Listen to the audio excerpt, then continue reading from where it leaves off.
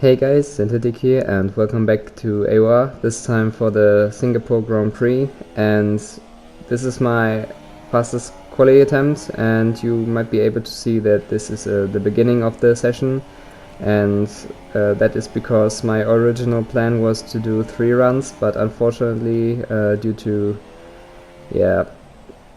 time issues at the end, I was only able to set another lap at the end, which got unfortunately invalidated, so I had to stick with the lap I did at the beginning, which was not ideal. I think I lost at least 2 or 3 tenths there, but yeah, overall I wasn't too unhappy with the lap.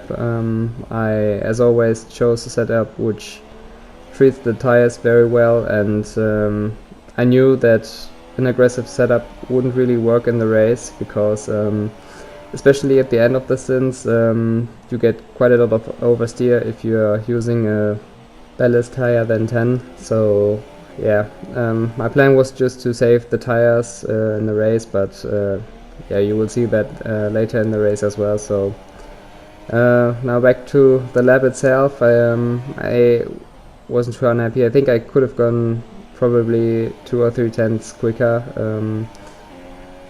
I think in training I did 36.4s or 0.3s, which is quite solid around here, and yeah, I think this lap was just I think 37.1, so not ideal, but yeah, as always we are a lot stronger in the race than what we are in the qualifying, and over the line we got provisional P2. And here you can see my invalidation. Yeah, I just broke slightly too late, and fortunately it cost us the lap, which is unfortunate. I don't think I really gained there anything, so yeah, quite frustrating, but yeah, not much we can do there. So we're starting from P7 at the end, which is not ideal, but also not a disaster. And yeah, let's see what we can do. And it's 5 red lights, and lights out, and away we go. It seems that we got average start of the line. I think Haas is on our left, so we have to give him the space, and as always we try to be very cautious in the first few laps, especially in Singapore. You really want to avoid any kind of contact because a destroyed wing here costs you the race, because the downforce is really important around here. And yeah, my plan was just to survive the first few corners and if possible to defend my position. You can see Cars tried it around the outside, but fortunately he got blocked on the apex of the corner, so we were able to stick it around the outside and get the position back in P7. But unfortunately we were not able to defend our position completely at this point. He just tried it around the outside, and yeah, we just defended the inside, which made it impossible to overtake. So we were able to defend our 7th place at this point, and from there on in we just tried to save our tires as much as possible, because overtaking here can be quite tricky if you are having the same tire wear as the guys in front. So yeah, my plan was to push more and more in the later stages of the race, because I knew if there was an opportunity it would have been at the end of the race, and or at the end of the stint. And you can see I think Nardi had quite a bit of oversteer, especially in the last sector, and we were able to capitalize on that. Our car felt quite great, especially on one tires. We had a lot of stability, and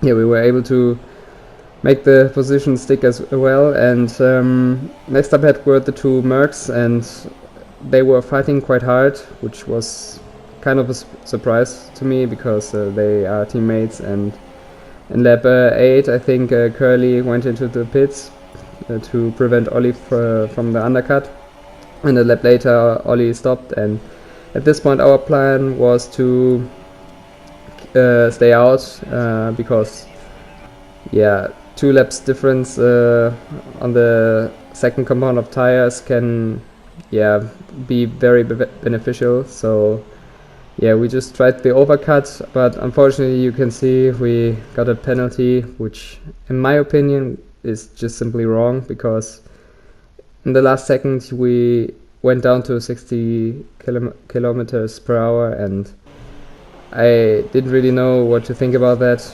but not too much I can do there. But now we have to overtake the cars in front and gain a 5-second lead, which is really difficult around here.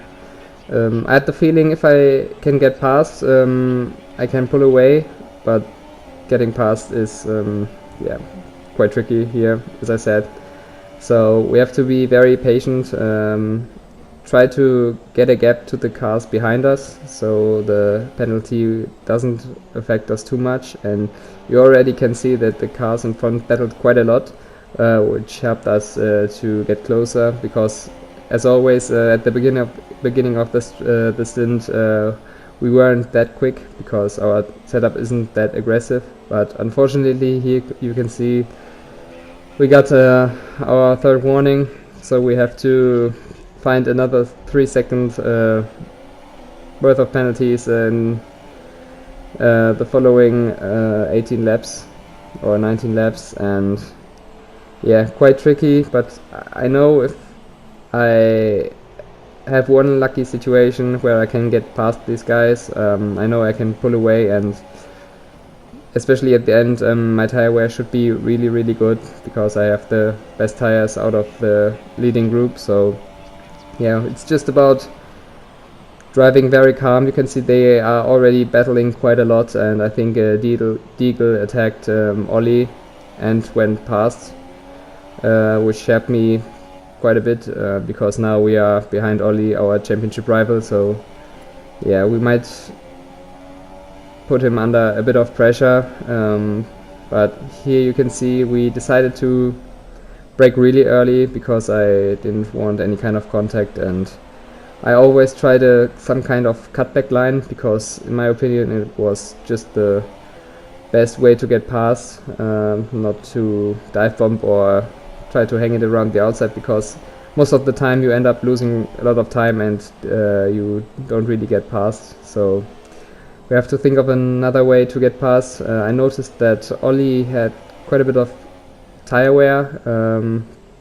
He might have used a more aggressive setup, so yeah, at this point we had a real chance fighting him, because the tires at this point start to drop off slightly, and you can see he had a slight bit of understeer, so he went defensive, and yeah, we used the normal racing line because it's too dangerous to really try a dive bomb into turn 1. So we are driving very patient, and I noticed that our exit speed on this right-hander is quite solid, and I think he tapped the wall slightly. So yeah, we are going side by side onto the straight, and I think our lower wings seem to work here quite well. So we were able to brake later and get the position, or make the position stick. And next up ahead was Deagle, who was really, really quick. I trained a few times and his pace was really phenomenal around here, so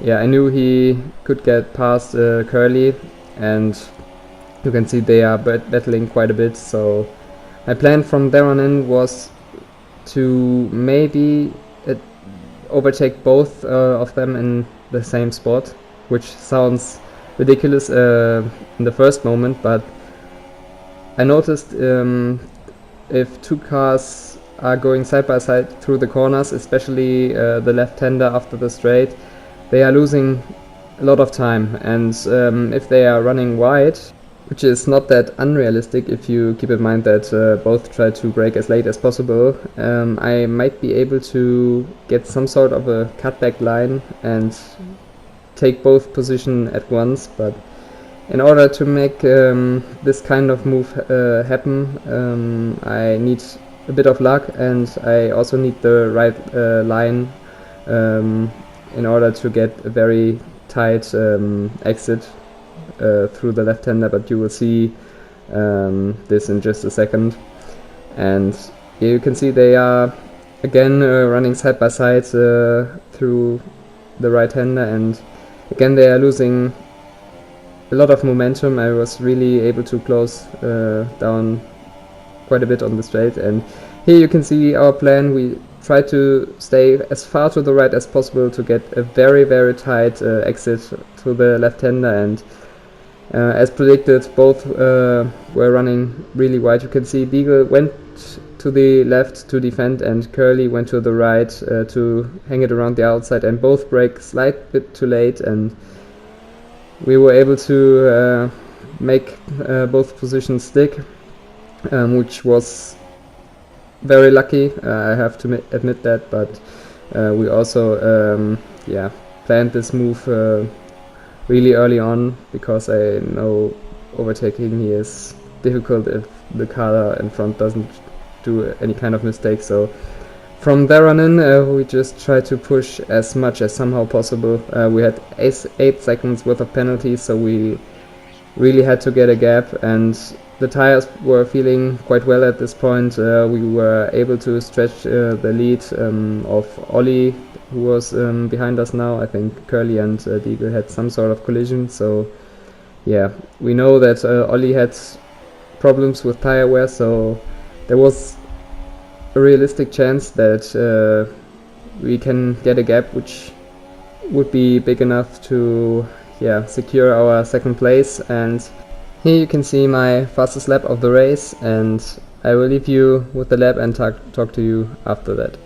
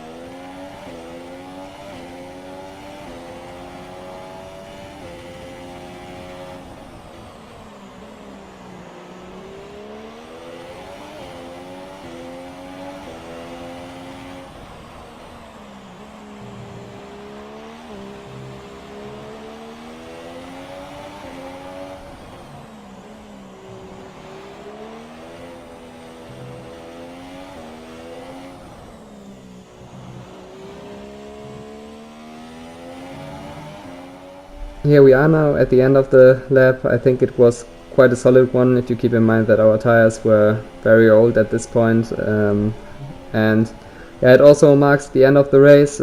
We were luckily able to stretch a gap to Ollie, which was really insane. And at the end it's P2, which I'm really happy about. And yeah, that was the race. I hope you guys enjoyed it, and I hope to see you in the next race as well. And goodbye.